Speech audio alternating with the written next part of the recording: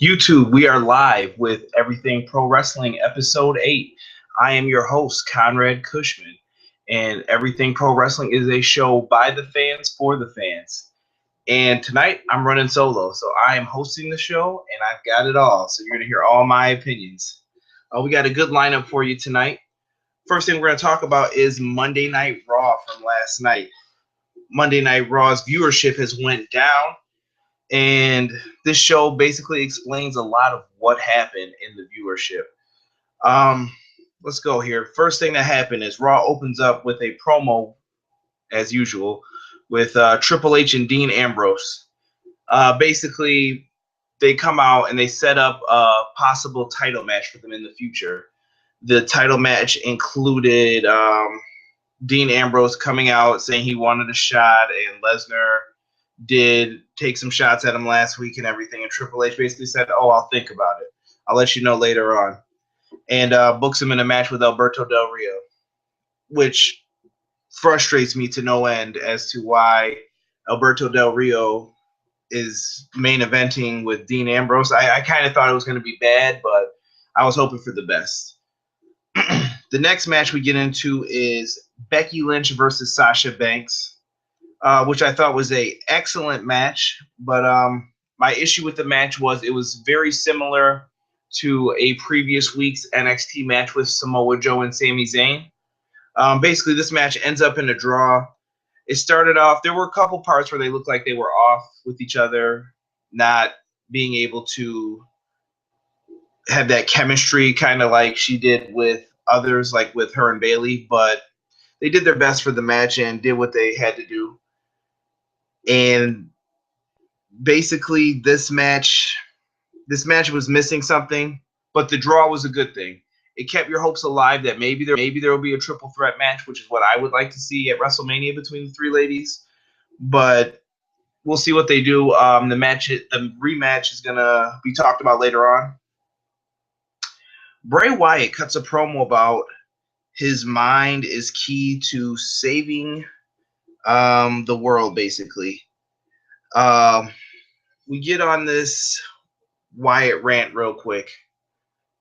WWE, what are you actually doing with Bray Wyatt is what I'd like to know. This guy has a lot of the talent, a lot of the skills that you need, and he's in a backstage promo. I have no idea what this man is going to do for WrestleMania, and I feel like he's lost in the shuffle. At one point in time, I thought he was going to fight Brock Lesnar, which looked like it was going to be the plan. And maybe they're doing this to save him, and maybe it'll make sense in the long run. But at this point, at this time, I am wondering what they're doing with the Wyatt family. It just baffles my mind week to week on how WWE is going to let this guy slip through their hands. Because you don't want to get him to the point how I'm starting to feel about Dolph Ziggler, which is he goes out there, he puts on pretty good matches, but I don't care because I know Dolph Ziggler is going to lose. I know that if I get behind this guy, I'm only going to be disappointed. And I'm starting to feel the same about Bray Wyatt, and I don't want to feel that way about him because I think the guy has tremendous potential. He's really good. I even think Luke Harper's really good, and these guys deserve so much better. So WWE, please, I'm begging you to fix what you need to fix about Bray Wyatt and several other characters and give them the pushes that they deserve. We have a quick match here with The Miz defeating Dolph Ziggler by a quick roll-up. See my last point before. We get to Stephanie McMahon accepting the Vincent J. McMahon Lifetime Achievement Award. Stephanie basically comes out, and I have an issue with this. She basically comes out and kind of cuts a promo on Shane.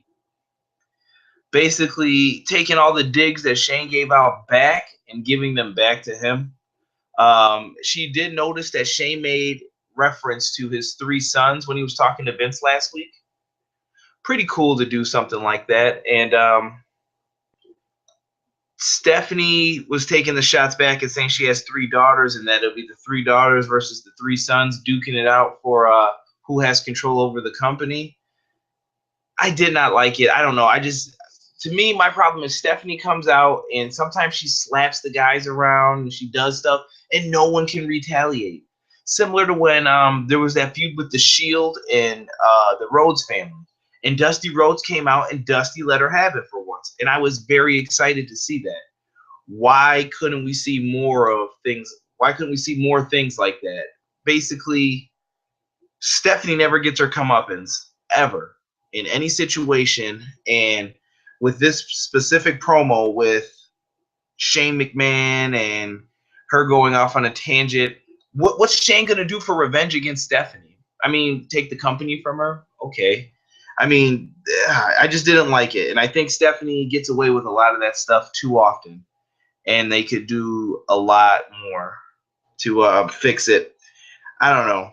But she cuts the promo on Shane, ends it, throws the mic down, angry Stephanie. We get it. We've seen it before.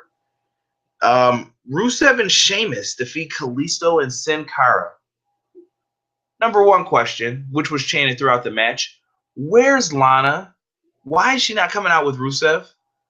Why did you even put those two back together for you to not even acknowledge the fact of what happened?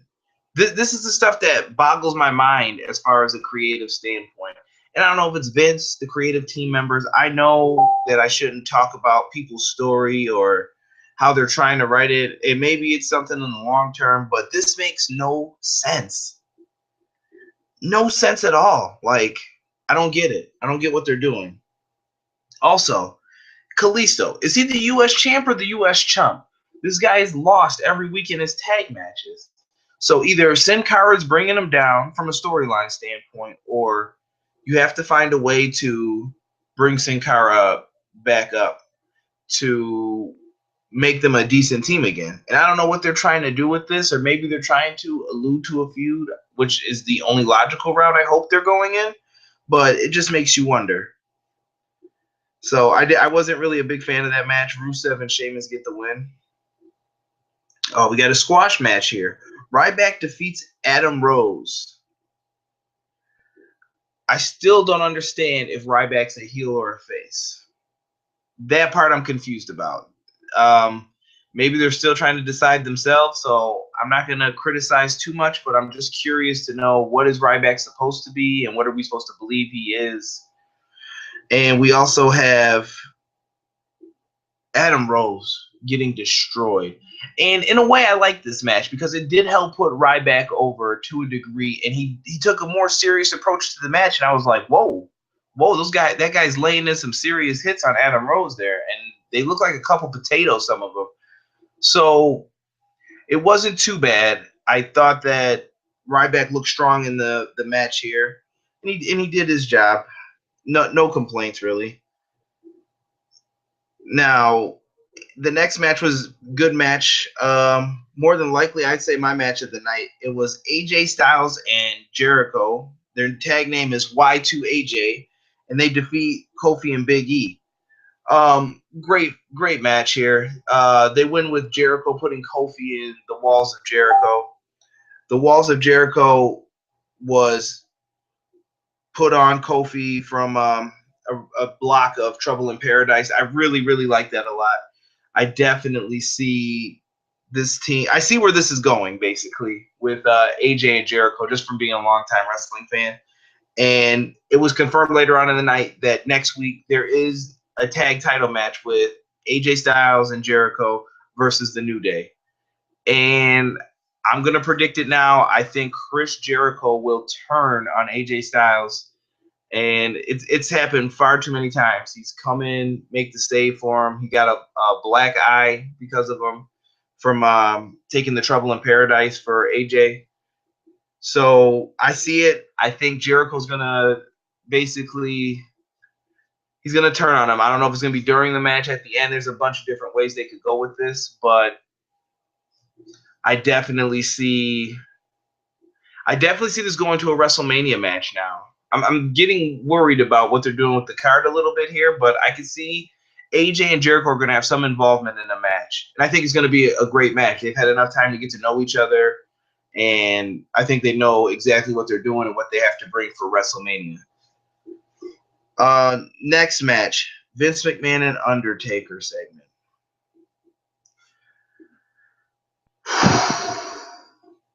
This was hyped all week since last week. The Undertaker's making his big return. Oh, the Undertaker's coming back. Vince McMahon comes out and basically says, yeah, my guy, the Undertaker, is going to destroy Shane McMahon. He's going to end him and everything. So basically, Vince is backing the Undertaker throughout the promo. Undertaker comes out to the ring. Everyone, the usual entrance loves it. The arena gets cold. The smoke comes up. It's all beautiful. The fans love the Undertaker. And the Undertaker came out and basically said one line and got paid for it. The man's the smartest man in wrestling to get paid for saying one line, which highly disappointed everyone. Your son Shane's blood is not on my hands, it's on yours. But did they ever really address anything else? That's the part that I kept wondering about. Like, well, I don't get it. Why didn't you address, well, are you on Vince's side, or why are you doing this match then? It doesn't make a lot of sense. And maybe it's a pride thing, but they could have explained that. That's my issue. And I really didn't like that. So I thought it was a horrible segment. I don't know what Vince McMahon is doing with this match, if this was a last-minute thrown-together thing or if he's just out of touch, but I thought this was horrible, how they hyped up The Undertaker and he said one line and walked out. Makes no sense to me. Bubba Ray Dudley defeats Jey Uso. It was an okay match. The Dudleys threatened not to use tables anymore, and I guess they're going with their hypocrites, and they used the table in the match. Okay, I can't wait to see these guys brawl in a tag match. I don't know when it's happening or where, but I kind of want to see the payoff with the big tag match between these two teams.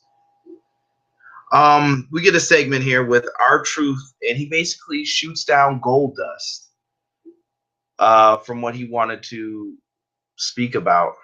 Real kind of sad segment. I think this would resonate with a lot of kids more so. The whole, hey, I want to be your friend, and then R-Truth's laying in the Goldust, I don't want to be your friend, I don't want to be your partner. Basically, go away, man. And Goldust puts the sad look on his face and walks away.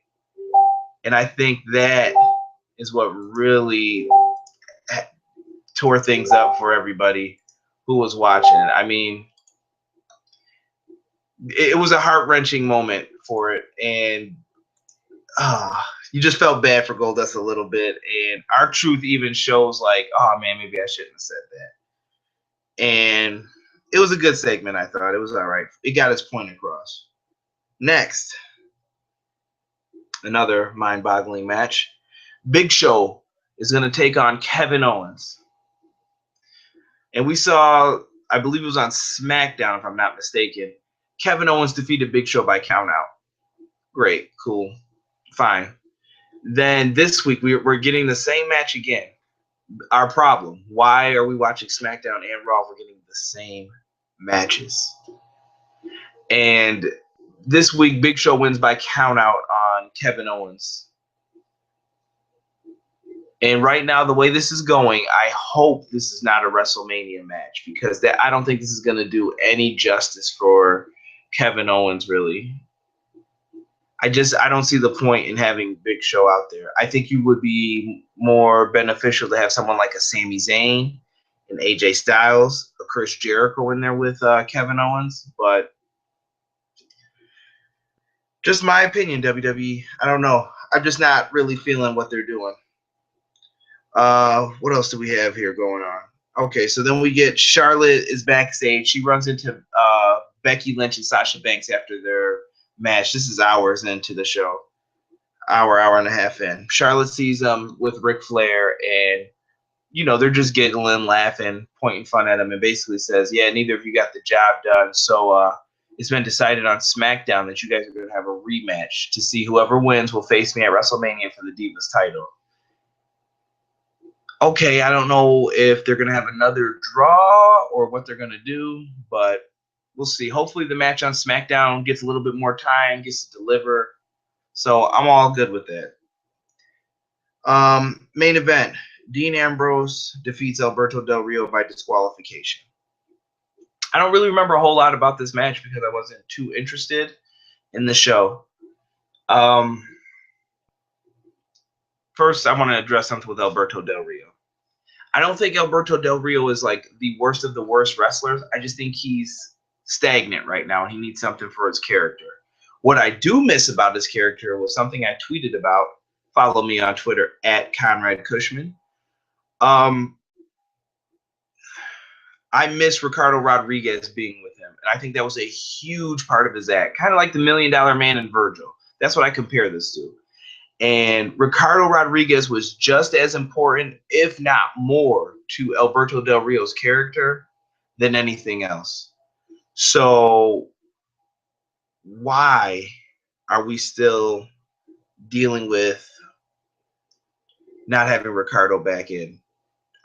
Bring him back. Del Rio needs a mouthpiece. He needs someone who's going to help him get the heat. And I think that Ricardo was perfect in that role. I think you bring him back, you spruce him up a little bit, and hey, I think you got magic again. But that's just me speaking. I don't know how everyone else feels, but that's what I'm thinking. Dean Ambrose gets the win. The League of Nations are out there, and they all eat an elbow drop from the top, which looked pretty cool. Long story short, Triple H's music hits in the middle of the match after that spot. He comes down to the ring, huffing and puffing, coming down, and basically gets in Ambrose's face saying, hey, you want a title shot? And Dean's crawling, but this time Dean Ambrose actually is able to throw a punch. Knocks Triple H back a little bit, and Triple H gets pretty angry. And long story short, Dean Ambrose eats a pedigree. And Triple H says, you want a title match at the WWE title? You got it. Wow, I guess that match at Fastlane was real important. Roman should have just lost. He could have asked for a title shot. Just little things like that bother me, but Triple H is the one putting it on the line, so yeah, okay. And people are wondering if they're going to do a big switch. I doubt it, how they've been treating Ambrose lately, and he's already got a match with Brock Lesnar, so I don't see why people would think that they're going to actually do something like that, but stranger things have happened. You keep hope alive because in WWE, you never know what's going to happen. And, folks, that's basically Raw. I just want to rant for 2 more seconds, not too long, about Raw in general. 3-hour Raws are hard to sit through. I'm going to try and say as professional as I can. It's very difficult. And I know Vince can't turn down the money from a corporate standpoint. He has to do what's best for his stakeholders. But 3-hour Raws are just way too long. I think the show was best at 2-hour format. You could get enough stuff in and still have fun. And then if whatever else you didn't have, you could put it on SmackDown or let it overflow and let some storylines occur on SmackDown.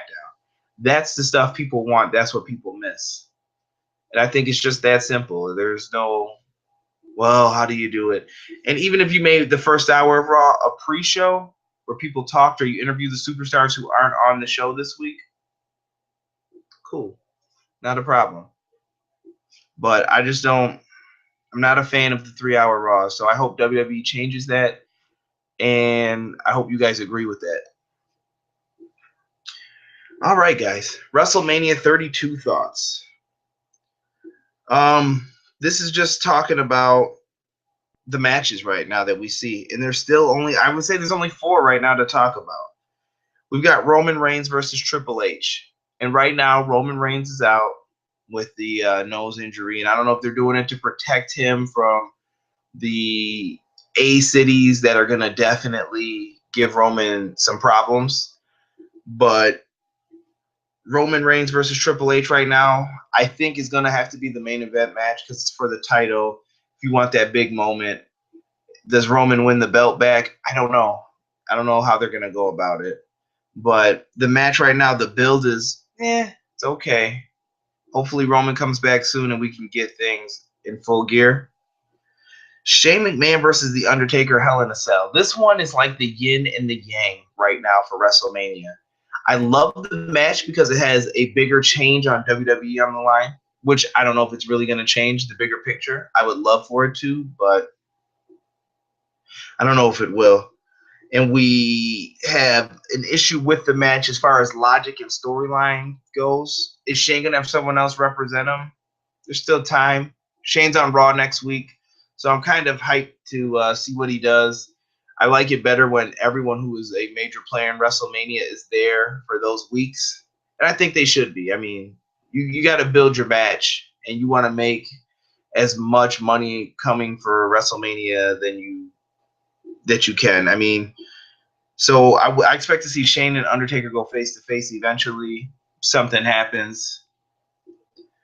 But Shane versus Undertaker, it's 50-50 in my book. It's good and bad. So Dean Ambrose, Brock Lesnar.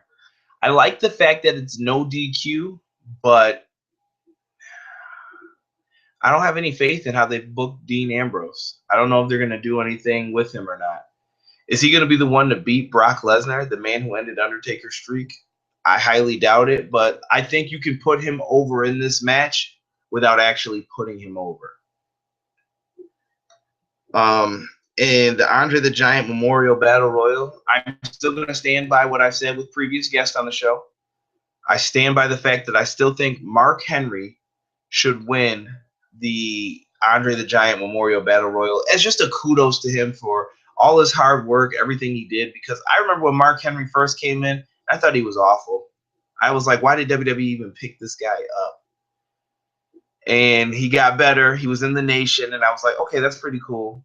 And in the Nation, he started getting his own little swagger and demeanor with Rock and D'Lo, and I liked it. And slowly but surely, the Sexual Chocolate, when he became kind of a comedy character, I liked that too. And then the World's Strongest Man started coming out. And over the years, he got stronger and stronger and stronger. Better pushes probably right around 2006, 2007. And Mark Henry became the man, I want to say, when he started his Hall of Pain gimmick. Nothing better. And I think what better way to end that man's career than letting him win this Andre the Giant Memorial Battle Royal. And I believe that's someone who we actually met as a kid. I think there's a picture with Mark Henry and Andre the Giant floating around out there, which would be a perfect way to send him off. So I definitely think that's something that WWE can do. All right, guys, let's talk about something that I actually am pretty excited to talk about, which is NXT. NXT is probably my favorite wrestling show right now. That or Lucha Underground. NXT did a tremendous job with this week's show. The previous, this is 2/24/2016, for those wondering. First match, we have American Alpha, my favorite tag team right now down in NXT, and they defeat Blake and Murphy. Awesome match. Just quality tag team wrestling with lots of chain holds. And I don't know. I'm digging the American Alpha like Steiner Brothers tribute gear. I mean, it looks really cool. And I think these guys are just awesome wrestlers. And I don't know if anyone else noticed, but Chad Gable being endorsed by Mr. Gable, one of the best amateur wrestlers that ever did it, is a huge kudos. And it's on his Twitter page. So if you want to check it out, I think Chad Gable retweeted it and even left a comment on it. So really cool for him to get that endorsement. Makes him real deal. I think that kid's the next Kurt Angle. So I see lots of potential, though, in all four of these guys. Blake and Murphy, solid tag team. I don't think they get enough credit for the work they do. I would love to see them get a few more wins here and there, but they're doing good work. William Regal also announces what they're going to do with Samoa Joe and Sami Zayn, since they've had two draw endings, no contest basically. And he says that it will be Samoa Joe versus Sami Zayn, 2 out of 3 falls, which it will be on tomorrow's show. And I can't wait. That's going to be an awesome match. Nothing but positive from both of these two. Two of my favorites right now in NXT. And I know it's going to be a good match. Apollo Crews versus Chris Gerard, I believe is how you say it. Apollo Crews gets the win. Tremendous athlete. I really like it. Still got a few things he needs to work on, especially with the talking aspect and his promos. But Apollo Crews has the look. He's just got to cut out the smiling so much. People are going to eat that up and eat that alive. They're not fans of that usually. But Apollo Crews has a lot going for him. Definitely positive things coming from Apollo Crews. We get a backstage segment with Bayley telling Carmella that she will be a great champion in NXT one day. And she knows that Asuka is coming for the NXT championship. And I think this is leading to a Bayley versus Asuka match real soon. And I can't wait to see that match. They are probably two of the best ladies down there right now. And that's going to be a hard-hitting match. And I think that they could put on a heck of a match if you give them the right time. And I have full faith in Triple H doing that. They show some pretty cool footage. Now, see, this is a good use of social media, I thought, for WWE. Enzo is basically coming out of a car, it looks like, and they show Dash and Dawson attacking him. Big Cass comes out. It looks like a legitimate parking lot brawl, how it's set up. And I liked it. It basically kept the feud going between them. So I don't know where this is heading. But I believe next week there's going to be an 8-man tag with Enzo and Cass and American Alpha versus Dash and Dawson and Blake and Murphy, if I'm not mistaken. So we'll see where that ends up, where they go from there. Looks really good, though. Tommaso Ciampa versus Bull Dempsey. Bull Dempsey.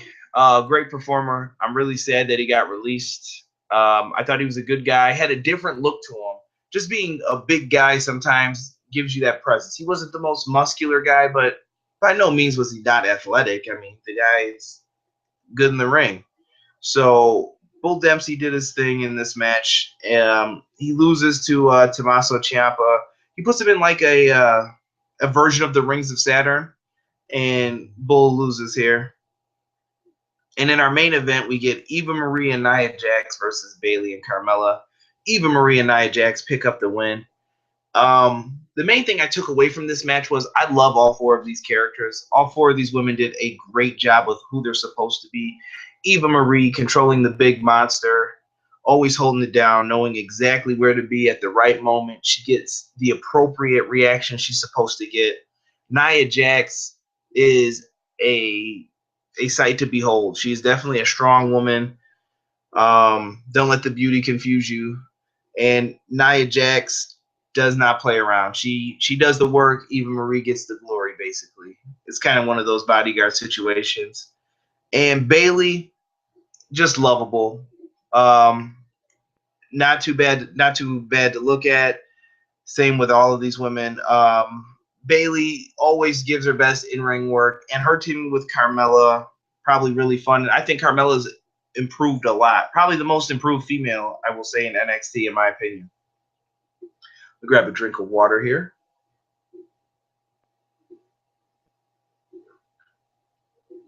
But all four divas really, women's wrestlers did their best in this match. Eva Marie and Nia Jax walk out with the win. Now we're going to talk about WWE Roadblock Network special. This was the March to Mania original special. Today it's going to be in.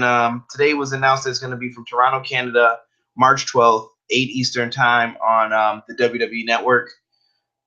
And some things that I've gotten from this. Right now, that's where the Dean Ambrose Triple H match is going to occur on that show. So really cool of them to put it on this.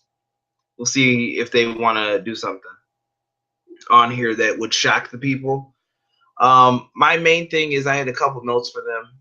I hope they incorporate NXT into several of the matches like they did before with the Tokyo Japan show. I feel that these should incorporate everybody in them. Maybe put some Enzo and Big Cass, like people you think are going to come up next. Sami Zayn, maybe a Finn Balor tag match or something. Just stuff to do. Also, make these specials seem important. You may want to have a title change or something else occur on them. Put a big moment on it so that fans remember and they're like, man, I got to order that WWE Network. I don't want to miss something like that again and hear about it on Raw. That sounded really cool. I'm sad I missed it. You got to make it can't miss television. The Roadblock Network special looks like it's going to be something great, something to behold. So very interested in it. Rumor mill right now with TNA Wrestling. TNA Wrestling currently is talking about possibly selling to investors. I personally feel that it's too late for Dixie Carter and her family to try and save this. TNA has been on a downward spiral since leaving Spike TV. Once they lost the Spike TV deal, they were dead in the water. Destination America releases them, even though they're their best show, without even trying to help them. I don't understand that at all, but they weren't seeing any improvement either coming from the show. So I see Destination America as a point. Now they're on Pop TV. And if you don't know what Pop TV is, I guess it's like the old TV Guide channel. And Impact Wrestling, it was rising, but now it was going up the slopes, but now it's going down again. So TNA needs to find a way to get it together or link up with another organization and try and do something. Their backs against the wall, and they got to figure out what they're going to do. Ring of Honor recently had a show. Check it out. There's a lot of people in the Facebook group page, huge Ring of Honor fans. I wish I had more time to talk about it tonight, but you saw some title changes recently occur. I did see that Michael Elgin is signed to New Japan for 2 years, I believe now. And you saw some great things. It's good to see Kenny Omega and the Young Bucks. They are now called the Elite, team up in Ring of Honor. Really good stuff. So I hope to continue seeing that. And if you guys haven't checked out the pay-per-view, I highly recommend it. Jay Lethal's doing great business right now. Number one indie guy.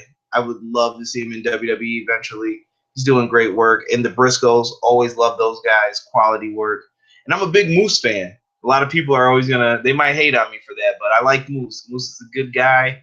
Love watching him in the ring. I think he's getting a lot better, slowly but surely. And ACH too. Gotta shout him out. All right. And folks, I have a new idea for us to get through this week. We're going to have a weekly countdown right now in no particular order of my own personal favorite WrestleMania matches. We're going to count down 5 of them. And I have them written down for what I want to do. So each week I'm going to try and put them in order. But top 5 favorite WrestleMania matches. They can be from any span of time, as long as it's occurred within the last 31 WrestleManias. I looked at all of them just to try and get it down to 5. And you don't know how hard it was to narrow this list down. Just so many different options, different matches. And I even sat there and I started juggling like top 10. And I'm like, okay, that's off. If I had to put this one versus this one, that's off. So many good matches over the years, too, to choose from. And there's some that you know are special to you that others don't really speak about too often or get enough credit that it should. Some of the old school matches I feel are like that for me. And I picked out my first match. And like I said, this is in no particular order, so I don't want anyone saying, hey, that's a horrible ranking or anything like that. There's no order to this. I'm just going to randomly select these matches over the next 5 weeks. So, first match comes from my personal favorite WrestleMania, WrestleMania 17. It is the TLC match with the Dudley Boys, the Hardy Boys, and Edge and Christian. This match is the Attitude Era to me. Like WrestleMania 17 is where I felt like the Attitude Era put its stamp, and that was the end of it. It wasn't going to get too much crazier after that. Like the quality, WCW was gone. You were missing a lot of stuff. And at this WrestleMania, what else was on the card? We had matches with Jericho, Regal. The main event was Stone Cold Steve Austin versus The Rock. Hardcore title with Big Show, Kane, and Raven. You get into it, there's lots and lots of crazy matches. But this match sticks out in my mind because I remember watching it over and over after I recorded that WrestleMania.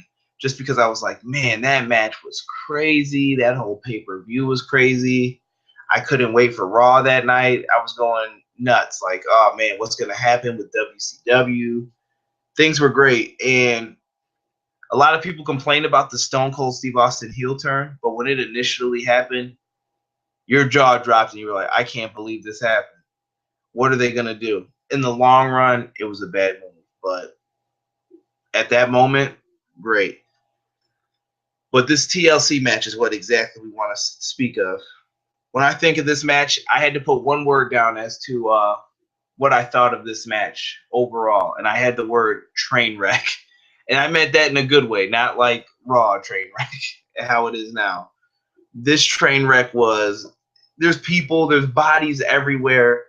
There isn't anything in this match that has like a slow or dull moment in it from the entrances. The three teams in it are just classic. They're probably in my top 10 teams. If you had to rank these guys, all three of them have to be in it. I believe the champs at the time were the Dudley Boys, if I'm not mistaken. They were trading the belts all back and forth between them. And they have a TLC match. The entrances, you could just feel people going crazy for them because they know how crazy these matches get. Whether it was their triangle ladder match, and I think it all started back even at No Mercy with the tag team ladder match between Edge and Christian. Then you just threw the Dudley Boys in, and it just got crazy, like lunacy with the tables, the chairs, and everything. Just good stuff here. So you get into it, and it makes you just miss tag wrestling, seeing the entrances for these guys. The Hardy Boys come out first. They're pretty hyped up. You hear the Hardy Boy music. They're coming out alone. They're doing all their stuff. And then you have Edge and Christian come out. Edge and Christian doing their usual thing with the big goofy glasses. They were just great gimmick. They come out just being silly, and you see the silliness in their outfits when they come out, but they have a serious look on their face like, we got to go in here, we got to do this, and we got to steal the show, basically. Edge and Christian come out. Dudley Boys come out, and just they come out meaning business. You can hear them yelling things, and the match is going to get crazy. The bell rings, and people are throwing haymakers. It's going nuts. People are getting smacked in the face with ladders, tables, and chairs just right from the get-go. Everything is going in there. This match is basically really good for having amazing spots in it. If you go back and watch it on the WWE Network, just look at all the craziness that ensued. Whether it was a clothesline off the ladder or someone coming out and getting their spots in, everybody got all their stuff in. Everybody. And the match is continuing, and you get a lot of different things happening. You also have interference. I believe Spike Dudley comes out first to help the Dudley Boys. Spike was their brother at the time. He's 150 pounds soaking wet if you don't know who he is. Spike Dudley, really intelligent guy.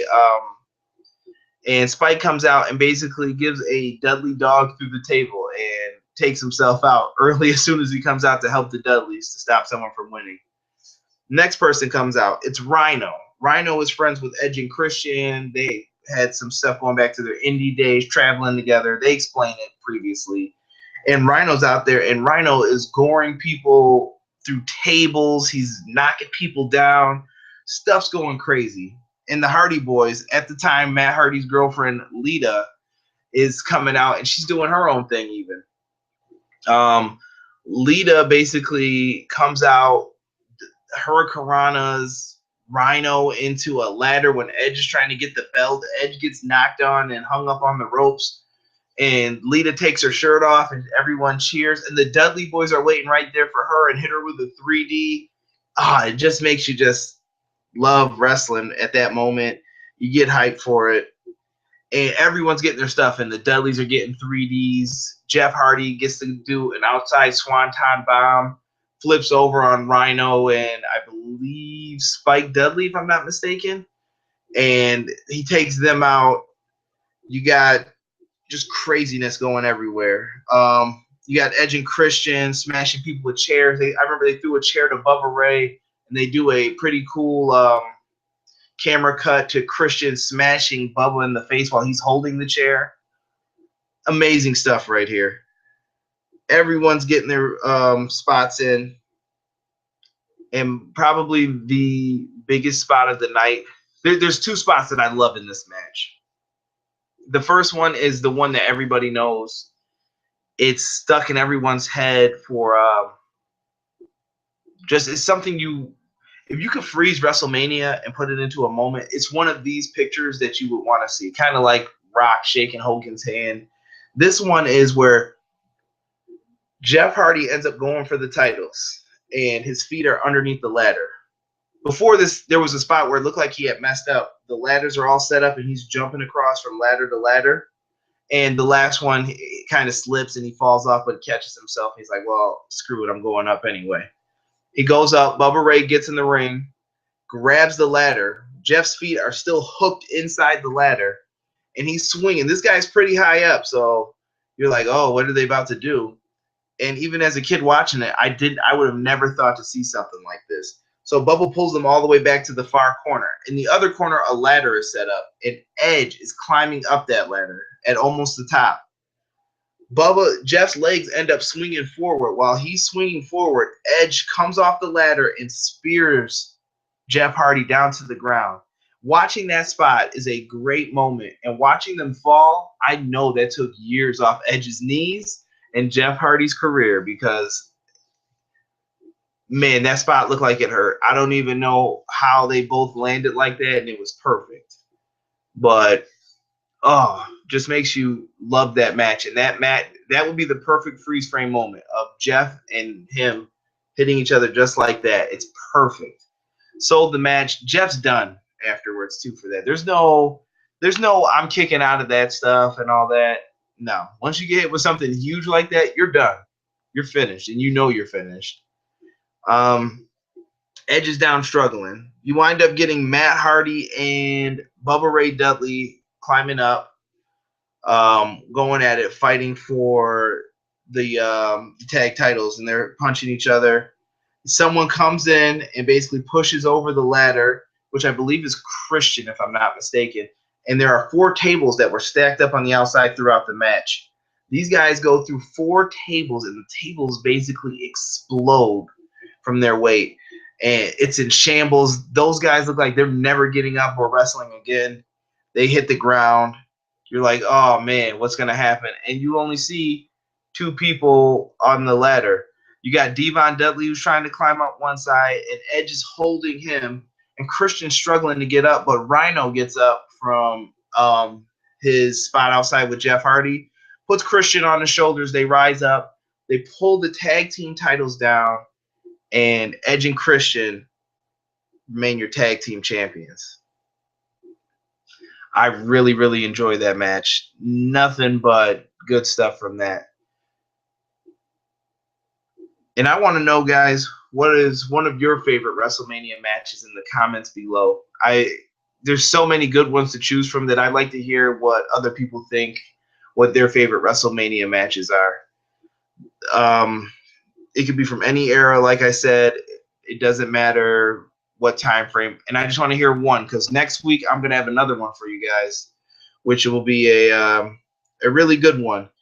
This was the only tag team match on the list, I will say. So one of the better tag matches. It just makes you miss how tag team wrestling was versus how it is today. WWE's gotten better, I will give them that, but I would really, really like to see more from the tag division. And folks, that is it. But I want to take a few moments here at the end to give some special shout outs to people who have helped out with the show. Anyone who's been a guest on my show, I have to sincerely thank you. You guys are what helped make this show, and I wish I would have had a guest on tonight, but I had some people who had to cancel or their schedules didn't match up, so you just got me tonight, which I don't see as a big loss. But I want to thank everyone who has done the show, who has come out to help out, anyone who has joined the Facebook group. Folks, in the description is the Facebook group. If you like wrestling, if you enjoy wrestling for what it is, please join the Facebook group chat. I'd love to hear your opinions on news articles, or sometimes we throw out questions of if you could book whoever you want in a WrestleMania match, who would it be? A whole bunch of different things. So we can do a lot of fun things. We need more people into this, more people involved. Also, share this video, share all the content. I know it is called Everything Pro Wrestling Podcast, and you're wondering, well, why isn't it a podcast yet? And I'm still doing a trial and run basis with this, and I want to see where we get within 10 episodes. I'm trying to increase the viewership every week on this podcast, and I can't do that without you folks helping me out. If you like it, please click the like button on the YouTube video. Leave a comment in the comment section. Click like on Facebook so more people see it. Share the video in forums, groups, discussion boards, wherever you can. And send it to whoever. Send it to TV Track. Send it to No DQ, Ringside News, SC Scoops, ProWrestling.com. It doesn't matter. I'm willing to work with anyone and everyone on this. Just because I'm a fan, I know they're fans, and I think it's just fun to talk wrestling and get different opinions from different people. That's what this podcast is intended to do, listen to different reasonings, and I love everyone's opinions on this stuff. And I have to say thank you to you, the fans. We have some guests still coming up, lined up. We got some shows still to do, and I hope you guys are enjoying the content. I really appreciate everyone who watches my videos on a weekly basis, who are always out there. Give some shout outs to Casey Briggs, my boy Derek, Doc G from PM Dawn, Nelson Balla. Who else has done my show here? Brian Mazik, tremendous guest that I had on last week. Really interesting guy, has a lot of things. Don't forget to check out his YouTube channel, Franchise Play. So many others who have come on the show and really helped out, given their opinions. My boy Ice, everybody who's just, I couldn't thank you enough. If you guys want to see t-shirts, I can make t-shirts happen. Just let me know what you guys want to see, what you want to do. Do you like the Google Hangouts? Do you like seeing the interactions play out? I think it's a little bit different to have that for a podcast versus just straight audio sometimes. So that's why I do it this way. And are the shows too long? Are they too short? I'd love to get feedback. Maybe I'll put out a survey real soon, see what you guys think of everything. And last but not least, if you guys want to be a guest on the show, contact me on Facebook, Twitter, any form of social media that you can. I'm always looking for guests. Don't be afraid to show your face. If you don't want to, you don't have to every week. I think that the show is better with guests. I like to have differing opinions and talking with other people about wrestling. It could be Ring of Honor, TNA, whatever you want to talk about. I want to have you guys on the show. So if you know anybody, shoot them this video who you're like, hey, this guy's looking for guests. Maybe he'll have you on. More than happy to. Well, I've talked to a lot of good people from different websites, and I can't wait to have you guys on. And I want to thank everybody once again for watching the show. This is Everything Pro Wrestling Episode 8, and I can't wait till next week. Hopefully Raw will be better. Thank you.